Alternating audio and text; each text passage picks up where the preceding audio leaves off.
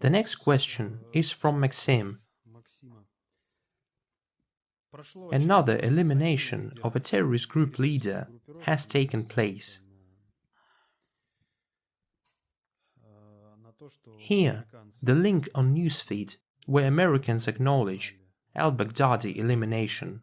They announced elimination. In your opinion, did it really take place, or is it a staged production? If it is a staged production, then what are so high-profile personalities kept for? Where and how will they be used? Well, what do you mean by where and how? High-profile personality. It is a certain reputation. It is certain consequences from any political statement. It is a certain prepared platform for making some kinds of decisions. That means this is a predictable reaction of both the populace and the governing structures. That is why such personalities are kept for a long time. Take Osama bin Laden, for example. Or let's take the same Al-Baghdadi. How many times has he been killed? Americans and coalition alone killed him 8 times as a minimum, and we don't take into account announcements about his capture, injury, etc. Once it was announced that according to Syrian intelligence, and was confirmed by ISIS fighters, Al-Baghdadi died as a result of Russian bombers' attack on ISIS headquarters. But he resurrected after that and seemingly existed for 2 more years. Such highly promoted figureheads, existing in reality or existing in the virtual space, serve the precise purpose to support the chosen policy.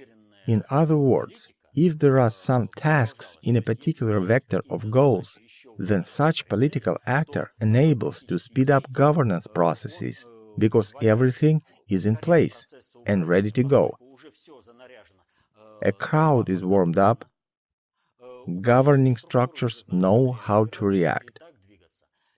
Elimination of such a figure means changing a framework. Replacement leader would have some different personal characteristics, and accordingly that implies some future changes in governance processes. That is why people who are not well versed in politics, political dumbbells, start to intellectualize. What is the president's background, especially about Trump? He's a businessman indeed, that is why he reacts that way and so on. It is only a person who has no clue in governance issues that can put a question in such a way. It doesn't mean that a person doesn't have a background, and that past doesn't affect any government official. It does, and does immensely, but it is not dominating in the decision-making process, as there is logic of intentions and there is logic of circumstances. And within the logic of circumstances, an executive cannot always use his previous track record. Moreover, any executive outlines the general direction of action, but resolving a particular issue is always a collective, bureaucratic decision. That is why someone, without understanding that algorithm, begins to say, "Oh, what an unexpected move!" Unexpected move? You didn't assess governance structure. You assume that here's some individual, but what you really need to assess is a governance system. Then you won't be facing unexpected moves, including those with Trump. Not an individual must be assessed, but the system within which this individual works. But political dumbbells are not able to see it, and that is exactly their purpose, to cover the very governance processes from the crowd. That is why, regardless of Al-Baghdadi being killed, not being killed, how many times already? But if the governance process needs him, he will resurrect. No matter how many times needed, he will resurrect every time. Every announcement of such killing enables to exercise a certain correction of governance. via internal and external governance processes of each given country. We calmly acknowledged someone saying that Al-Baghdadi had been killed. We just replied, "No, we need a confirmation." If we look back, we will see that every time there was someone who tried to get some deal, some benefit from Al-Baghdadi's murder announcement. But the same way, it is possible to identify the targeting of the system that was trying to obtain this benefit. In this case, if he has been finally killed, then in principle, this is defeat of all anti-Trump forces in the United States. Trump has outperformed them. If the internal coalition of Democrats won't be able to outmaneuver Trump in the future and resurrect al-Baghdadi, this is it. They have lost. They have already lost everything. Let's look at the situation. The impeachment procedure is in progress, which is beneficial in essence for Trump. It is a complex maneuver, but it serves Trump because it enables Trump to be a united candidate from Republican Party. He pulls the right strings and remains the candidate for the 2020 election. Republican Party cannot hand over its candidate, give way to its competitors. A Republican Party is forced to fight for Trump. And what is going to happen next? The impeachment is under Democrats' control. On what basis? Is it just one party that conducts some kind of investigation? There is a corruption component here. What do you want? Maybe you want to harm our state. You are plotting something against the whole country.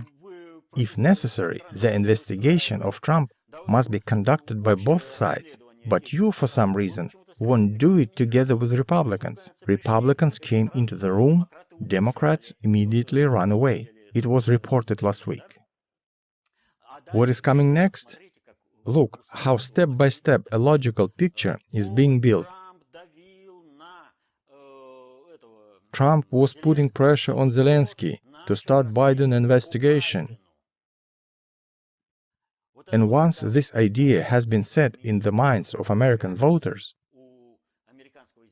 the next step will be taken. Biden took care of his personal selfish interests by using state machinery. Biden claimed that he would withhold financial aid to Ukraine appropriated by the United States government. That means that Biden knowingly harms the interests of the United States for an exclusive reason of protecting his son from the criminal investigation. Biden knowingly harms the interests of the United States.